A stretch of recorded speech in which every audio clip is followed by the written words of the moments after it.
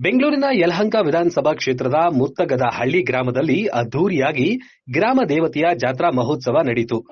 ಊರಿನ ತುಂಬಾ ದೀಪಾಲಂಕಾರ ಸೇರಿದಂತೆ ಗ್ರಾಮ ದೇವತೆಗಳ ಮೆರವಣಿಗೆ ಸೇರಿದಂತೆ ವಿಶೇಷವಾಗಿ ಜಾತ್ರೆಯನ್ನ ಆಚರಣೆ ಮಾಡಲಾಯಿತು.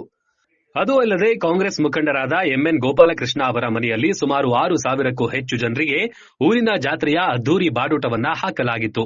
ಸಾವಿರಾರು ಜನ ಕಾರ್ಯಕರ್ತರು, ಕಾಂಗ್ರೆಸ್ ಮುಖಂಡರುಗಳು, ಸ್ನೇಹಿತರು ಸೇರಿದಂತೆ ಕಾಂಗ್ರೆಸ್ ನಾಯಕರಾದ ಸಲೀಂ ಅಹಮದ್, ವೀರಪ್ಪ ಮೊಯ್ಲಿ, ದೊಡ್ಡಬಳ್ಳಾಪುರ ಶಾಸಕ ಧೀರಜ್ ಮುನಿರಾಜ್ ಅವರ ತಂದೆ ಮುನಿರಾಜ್, ಎಸ್ಟಿ ಸೋಮಶೇಖರ್, ಎಸಿ ಶ್ರೀನಿವಾಸ್, ದಾಸರಹಳ್ಳಿ ಮಾಜಿ ಶಾಸಕ ಆರ್ ಮಂಜುನಾಥ್ ಸೇರಿದಂತೆ ಅನೇಕ ಗಣ್ಯರು ಪಾಲ್ಗೊಂಡಿದ್ರು.